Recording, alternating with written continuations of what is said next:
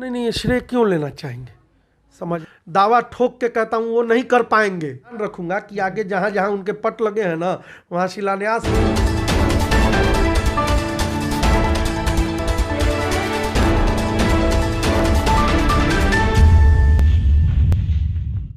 News super 7 देख रहे हैं आप और मैं हूं सुधांशु। अभी करहगर विधानसभा क्षेत्र से एक नया सड़क शिलान्यास का मामला सामने आया है, जो कि करहगर से रीवा तक का 6 किलोमीटर का जो पथ निर्माण का टोटल दूरी है, और उसका शिलान्यास पहले बताया जा रहा था कि करीब 22 सितंबर 2020 को जो उस समय के विधायक थे, जो पूर्व में थे वशिष्ठ सिंह, जो जदयू से थे, उन्होंने शिलान्यास करके और पट लगा दिया था।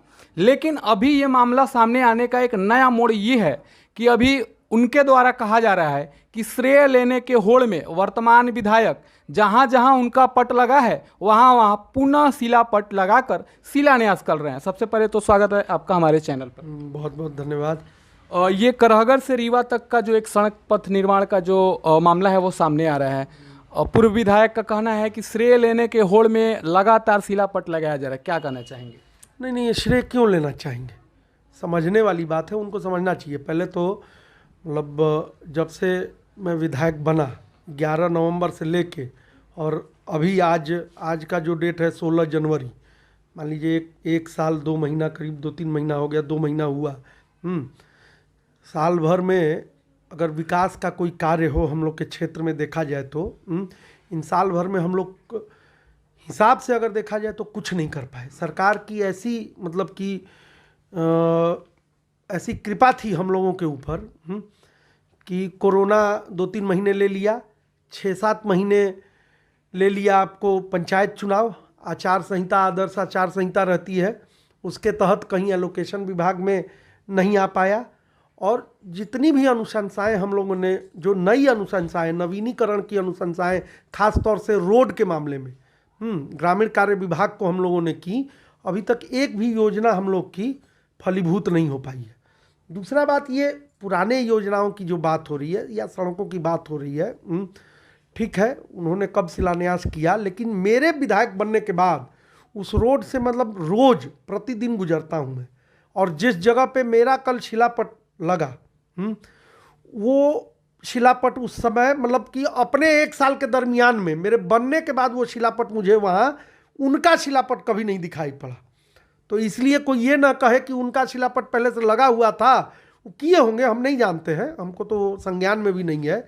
लेकिन उसके बाद हमको नज़र नहीं आया है। 11 नवंबर के बाद हम उस रोड से, एकदम रोड पर है, एकदम नहर के किनारे शिलापट, उनका भी शिलापट शायद वहीं लगा हुआ था, लेकिन उसके बाद से हमको नज़र नहीं आया, पता नहीं किस चीज़ का। दूसरी बात यह है, टेक्निकल मामला समझने की ज़रूरत है। इस पथ का 20 वर्ष से ये पथ करहगर रीवा पथ, देखिए इसका मर्म समझने की ज़रूरत है। करहगर रीवा पथ में बड़ा दुख है, दर्द है लोगों को।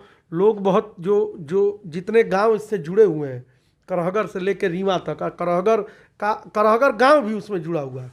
तो करहगर रीवा पथ पहले करहगर थाना से शुरू होता था, करहगर गांव के अंदर से चलते हुए जाके नहर के किनारे किनारे स्कूल होते हुए बरहेटा वरहेटा होते हुए अपना रीवा चला जाता, जहानाबाद पथ में, बराव जहानाबाद पथ में मिल जाता। बाद में उसको बहुत पहले जब टेंडर हुआ था, टेंडर क्या मतलब जब काम अलॉटमेंट की बात थी, बहुत पहले की बात है, 20 वर्ष पहले कहिए, तो उस समय इसको बाईपास बनाया गया कि भाई वो गांव का जो रोड है और उसके बाद वाला रोड है उसको सम विकास योजना के तहत लेकर करहगर युवा पथ उसको नाम दे दिया गया, और रीवा पथ को अलग करके इसको बाईपास बना दिया गया कि नहर में पुल बनेगा, पुल के बाद स्कूल होते हुए वो रोड रीवा चली जाएगी, बरहेटा वरहेटा होते हुए। अब वो भी फलीभूत नहीं हो पाया। जिसको भी मिला वो काम, उस समय कॉन्ट्रैक्टर थे एक शिवनारायण सिंह जी, बड़े कॉन्ट्रैक्टर थे उस समय हम लोग के क्षेत्र के, तो उनको भी वो काम लिटिगेशन में फंस गया, नहीं हो पाया। पूर्व मंत्री थे रामधनी बाबू, अपने समय में उसमें कुछ मिट्टी उट्टी डलवाए, अपना काम हुआ। इधर नवंबर में सितंबर में जो जिसकी चर्चा आपके विधायक जी, पूर्व विधायक जी किए होंगे, उनको चूँकि अब चुनाव में जाना था, अक्टूबर में चुनाव था, 28 अक्टूबर को चुनाव था, सितंबर में 22 सितंबर को अगर इसका शिलान्यास वो किए हैं तो मुझे जहाँ तक जानकारी है कि इस पथ की प्रशासनिक स्वीकृति के लिए विभाग ने इस पथ का 20 के आसपास में, 20 सितंबर के आसपास में 2020 में भेजा था विभाग को, लेकिन किसी कारण से वो भी मामला फंस गया वहाँ। 9 महीने तक उसका टेंडर नहीं हो पाया। जून में ये मेरे संज्ञान में ये मामला आता है, चूंकि एलोकेशन नहीं मिल पा रहा था इस पथ के लिए, तो इसको हम लोगों ने, चूंकि अवशेष हिस्सा था करहगर रीवा पथ का, बाकी तो हम आपको समझा ही चुके हैं कि वो अलग हो चुका था, बाईपास अवशेष था ये, तो ये अवशेष हिस्सा को नाबार्ड के शीर्ष में लेकर इस योजना को फलीभूत किया गया। और अभी 2 महीने पहले इसका टेंडर हुआ। तो भाई टेंडर हो जाने के बाद मेरी भूमिका कम हो या ज़्यादा हो, लेकिन भूमिका तो थी मेरी भी। मैं भी उसमें इन्वॉल्व तो था ही। मैं विधायक बन चुका था पिछले नवंबर में, नवंबर 20 में। तो अब बन चुका था, तो अब तो विभाग मेरे से भी जवाबदेही मेरी विभाग के प्रति भी है और उनकी भी जवाबदेही मेरे प्रति है। तो वो लोग मेरे से, तो जो योजना चल रहा है, जिसको उन लोगों ने प्रशासनिक स्वीकृति के लिए भेजा भी हुआ है, अब प्रशासनिक स्वीकृति के लिए गया और उसी समय उसके 2 दिन के अंदर में इन्होंने शिलान्यास कर दिया, जबकि उसकी प्रक्रिया बहुत सारी होती है। प्रशासनिक स्वीकृति वहाँ से होता है, पटना से विभाग से, फिर आता है, फिर यहाँ जिला में विभाग में आता है, फिर उसके बाद उसका प्रॉपर एस्टिमेट, फिर से फाइनल एस्टिमेट होता है, एस्टिमेट जाता है टेंडर के लिए, फिर प्रक्रिया होता है। 9 महीने तक टेंडर नहीं हो पा रहा था, उसका फंसा रह गया वो। अच्छा, विधायक जी ने एक बात और बताया कि जैसे कि उनके कार्यकाल के बाद 1 साल 3 महीना में कोई नया टेंडर नहीं हुआ है, और जो भी टेंडर हुआ है वो मेरे ही द्वारा स्वीकृति कराया गया है, उसी के बदौलत ये कार्य अभी तक चलता आ रहा है। 1 साल 3 महीना, हम तो कह रहे हैं कि 9 महीने के बाद हुआ है टेंडर, उससे 9 महीना जोड़ लीजिए, मतलब 8वें महीना में, अभी 8वें महीना 2021 के 8वें महीना, हम आपको बता रहे हैं ना कि जून जुलाई में तो ये मेरे संज्ञान में मामला आया, तो इसका टेंडर अभी हुआ है। ये 2 महीना पहले टेंडर और एग्रीमेंट हुआ है। मेरे पास इसका पेपर है, देखिए ये पूरा पेपर लिखा हुआ है। एग्रीमेंट डेट इसमें फाइनल भले नहीं, लेकिन ये एग्रीमेंट देखिए इसमें साफ लिखा है, एग्रीमेंट प्रोसेस्ड, ठीक ना। ये पेपर है, यही देखिए, करहगर रीवा पथ, ठीक ना, 6 किलोमीटर लेंथ है, करहगर से रीवा जाएगा, फलाना ठेकेदार है, रामवृक्ष सिंह के कंपनी को मिला हुआ है, ठीक ना। इसका प्रशासनिक स्वीकृति का डेटेड 21/9/2020 को डेटेड, और ये जो उस समय का अमाउंट था, जबकि अमाउंट अभी जो फिलहाल जो पथ है उसका, अगर उसमें से आप घटा दें मेंटेनेंस का पार्ट, तो 433 लाख के करीब का ही ये पथ है बेसिकली देखा जाए। तो ये तो बहुत शुरुआती प्रक्रिया थी 21/9 को जो हुई थी। अब उसके बाद यहाँ पर क्यों नहीं, ये सारे डेट क्यों नहीं आ पाए हैं? ये डेट क्यों नहीं आ पाए हैं? क्योंकि एग्रीमेंट होने के बाद अब ये आएंगे। अब जब ऑनगोइंग, अब हम लोगों ने तो शिलान्यास किया ही नहीं, शिलान्यास का श्रेय वही ले ले, हम तो कार्य शुभारंभ करवा दिए, वहाँ काम लग गया, अब बन जाएगा रोड, ये समझिए। मैंने तो वो किया। अच्छा, मेरा कम से कम मेरी ये कोशिश तो फलीभूत हुई। अच्छा, जो नाबार्ड की बात है उस पर विधायक जी ने कहे हैं कि उनके जो प्रयास से है, वो नाबार्ड का जो ये योजना चल रहा था वो डीपीआर के तहत तैयार भी हो गया था, प्रशासनिक स्वीकृति भी मिल गई थी, फिर टेंडर भी हो गया था। ये सारे प्रक्रिया होने के बाद मैंने शिलान्यास का पट लगाया। वो टेंडर हुआ ही नहीं, हम तो वही बोल रहे हैं। वो अपना अब जो भी क्लेम कर लें, जब ये शिलान्यास किए हैं, विभाग के पदाधिकारियों से मेरी कल रात में भी बात हुई है, और उसके पहले भी बात हो रही थी। विभाग के पदाधिकारियों को नहीं पता था उस समय तक कि उधर से लेके कागज कोई लेके आए हैं, और उसका मतलब उन्होंने क्लेम किया कि प्रशासनिक स्वीकृति हो गई है। 21 को आप प्रशासनिक स्वीकृति के लिए यहाँ से जाता है कागज विभाग में, और 22 को प्रशासनिक स्वीकृति भी हो जाएगा। ऐसा संभव है एक दिन में? मतलब बिहार अगर इतना प्रगति करने लगे हैं, तब तो हम लोग को कुछ करने की जरूरत ही नहीं है। अगर बिहार के सत्ता में जो लोग हैं, सत्ता के केंद्र में, माननीय मुख्यमंत्री या पथ निर्माण मंत्री हो या RWD मिनिस्टर, ग्रामीण कार्य विभाग के जो मंत्री हैं, अगर इतनी तेजी से स्वीकृति कर देते हैं, तब तो भाई मतलब कि हमको कोई फिर तो मतलब हम लोगों की जितनी योजनाएं हैं अभी हम लोगों ने लिख के दी हैं, हमको तो उम्मीद लगता है कि फिर अगले 1 सप्ताह 2 सप्ताह में कई सारे नए रोड हमारे जुड़ जाएंगे। तो इस तरह का मतलब कि झांसा नहीं देने का कोशिश किया जाए। सच्चाई है, आप भी लगे होंगे उस रोड के लिए, महत्वपूर्ण रोड है। सबकी लोगों की आशाएं जुड़ी हुई हैं इस रोड से। नहर में, करहगर नहर में पुल बन जाएगा, रीवा तक वो पथ चला जाएगा। और उसके बाद बहुत सारे विवाद भी थे वहाँ। बरेटा गांव के अलाइनमेंट अलग था, गांव के अंदर से रोड जाना था, गांव के बाहर से रोड जाना था। उसको भी बैठ के अभी हम लोगों ने सॉल्व किया कि नहीं भाई चलो दोनों तरफ का फ़ायदा हो जाए, गांव के अंदर से भी कुछ पोर्शन चला जाए और गांव के बाहर भी बाईपास होके रोड चला जाए। उसकी भी हम लोगों ने स्वीकृति की। तो ऐसा मतलब ये ना कहें, उसका श्रेय उनको लेना है जिन जिन रोडों का जहाँ जहाँ शिलापट लगाए हैं, उसका श्रेय लेते रहें। लेकिन मेरे कार्यकाल में अगर कार्य शुभारंभ होगा तो मैं ही शुभारंभ करूँगा। इसके लिए एकदम दावा ठोक के कहता हूँ वो नहीं कर पाएंगे। तो अब ये सब जितनी बातें हैं ना, इसको नहीं करना चाहिए। अब ये दूसरी बार हो रहा है, दूसरा ये मामला पिपरा मोड़ से पिपरा टोला वाला भी मैटर था, ये दूसरा है। अभी और कितने मामले आ सकते हैं? नहीं, अब पता नहीं, हमको तो लगता है कि हम तो अपने क्षेत्र में ऐसा 50 उनका शिलापट देखे हैं। बहुत जगह का प्रगति प्रतिवेदन हमने माना तो पता चला कि अभी उसका कोई यही नहीं है। अच्छा, जहाँ तक वो डीपीआर यूपीआर की बात करते हैं, डीपीआर यूपीआर की प्रक्रिया ना हमको मत समझाएं।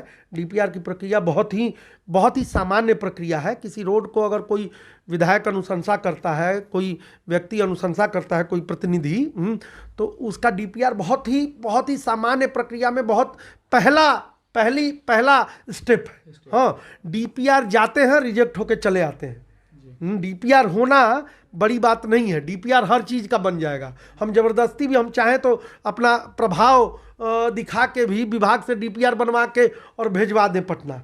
हर रोड का डीपीआर बनवा के हर रोड का डीपीआर जाएगा तो स्वीकृत होके ही आ जाएगा, ऐसा नहीं होता है। उसका बहुत एक लंबा चौड़ा प्रक्रिया होता है। ठीक है, आपका भी, आपके हिस्सेदारी से कि आपकी भी कोशिश रही होगी, उससे मैं मना नहीं कर रहा हूँ। आपने भी कोशिश किया होगा, लेकिन कोशिश को अंजाम तक मैंने पहुँचाया, इसलिए मेरा हक बनता है। हाँ, और मैंने तो कार्य शुभारंभ करवा दिया, प्रारंभ करवा दिया, उसमें काम प्रारंभ करवा दिया। तो मैं इसको शिलान्यास नहीं कहूँगा, वो तो विभाग का अपना मैटर है कि विभाग ऐसे जब रोड ऐसे मतलब कि कार्य जहाँ शुरू होने होते हैं तो रोड का जो कोई उसका आप कार्य शुभारंभ भी करवा रहे हो तो उसको शिलान्यास का ही रूप देते हैं। तो उसको पट वैसा ही लगा। नहीं तो अब मैं इसका ध्यान रखूँगा कि आगे जहाँ जहाँ उनके पट लगे हैं ना, वहाँ शिलान्यास नहीं, कार्य शुभारंभ का पट लगवाएंगे। ये तो आप सुन रहे थे वर्तमान विधायक संतोष कुमार मिश्रा जी को। उन्होंने बताया कि ये कार्य शुभारंभ कराया गया है, न कि शिलान्यास कराया गया है। और जहां तक शिलान्यास की बात है और कार्य शुभारंभ की बात है तो अंत भला तो सब भला। इस पर विधायक जी ने कहा कि मैं कार्य को अंतिम चरण तक उसको पहुंचा रहा हूं, इसलिए मेरा भी पट कार्य शुभारंभ के तौर पे लगेंगे। आप बने रहिए हमारे साथ, हर मामले पे हर खबर के साथ हम जुड़े रहेंगे। आपका भी धन्यवाद। और बहुत बहुत धन्यवाद। और एक और सलाह देना चाहता हूँ सभी को, सभी के लिए है।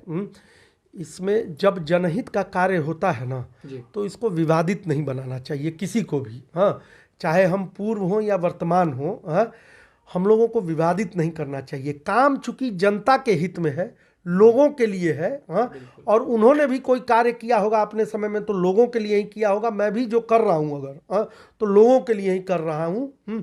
तो इसलिए इसको विवादित नहीं करना चाहिए, तेरा और मेरा नहीं करना चाहिए।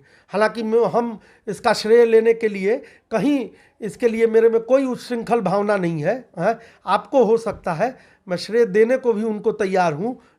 लेकिन ये अब बस करें, यहीं पर इसको स्टॉप कर दें, ठीक ना।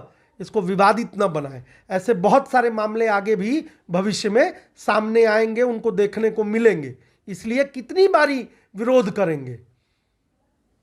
चलिए, तो आप सुन रहे थे विधायक जी ने बताया। एक अंतिम सवाल ये था कि आपके क्षेत्र में एक दामोदर डिहेरा गांव का मामला सामने आ रहा है। ग्रामीणों के द्वारा बताया गया कि आज तक 2 किलोमीटर के अंदर एक सरकारी चापा कल तक नहीं लगाया गया है। तो थोड़ा सा उस गांव के लोगों की मांग है कि वर्तमान विधायक के द्वारा ये हमारा जो समस्या है उसको सुना जाता है। मतलब चापाकल के लिए और मतलब चापाकल तक भी नहीं मिला है तो अच्छा, रोड स्कूल या अस्पताल रोड की स्कूल क्या कुछ बात नहीं करें? है। हाँ, ये चीज दामोदर डिहरा एक छोटा गांव है, हम समझ रहे हैं कि कुछ थोड़ा इंटीरियर में है, कुछ तकलीफ हो सकती है। तो इसको बात हमको आके कहना चाहिए ना लोगों को। दामोदर डिहरा के कई लोगों को मैं जानता हूँ, आते भी हैं यहाँ पर। हाँ, बात संज्ञान में लाना चाहिए। अब मैं खुद जाके भी उसको देख लूंगा, लेकिन किसी पर भद्दी टिप्पणी किसी को भी नहीं करना चाहिए। इस तरह का मेरे चाल और चरित्र के बारे में अगर नहीं जानता है कोई, हाँ, तो इस तरह की बात न कहे कि मैं क्या करता हूँ या क्या कर रहा हूँ या क्या करूँगा, मैं उसके लिए न बोलें। क्योंकि मेरे पास वैसे भी लोग जानते हैं, अगर कुछ ज्ञान नहीं है उनको मेरे बारे में, जिस व्यक्ति ने भी भद्दी टिप्पणी की या नहीं की या जो भी बात रही होगी, तो उस व्यक्ति को मेरे से एक बार मिलना चाहिए। हाँ, या नहीं मिलना चाहिए तो प्रेम से अपने घर पर बुलाना चाहिए। और देखिए कि बिना भेदभाव, बिना किसी भावना के, अगर उनके घर भी नहीं जाता हूँ मैं कि क्या करता हूँ, मतलब जाऊँगा जरूर, प्रेम से बुलाएं एक बार। पहले बोलने से पहले प्रेम से बुलाते, बोलते हमसे, हम नहीं करते तब ना कोई बात आती। जब देखे सुने नहीं है तब इसको कहने का बात नहीं आ, किससे क्या 50 बार वो कहे, वो तो बात बीत न गई। अब तो वर्तमान में उनको बात करना चाहिए था, तो भद्दी टिप्पणी नहीं करनी चाहिए। और उनके प्रति कोई ऐसा भावना नहीं है मेरा। हाँ, हम भी तो मतलब सोशल मीडिया के माध्यम से ही उसको देखे हैं। अब बहुत लोग बहुत सारी बातें कह सकते हैं, सब लोग इस लोकतंत्र में, इस प्रजातंत्र में सब लोग फ्री है, किसी के बारे में कोई टिप्पणी कर सकता है। केवल एक प्रतिनिधि ही ऐसा होता है कि जो किसी और के बारे में कोई टिप्पणी नहीं कर सकता है।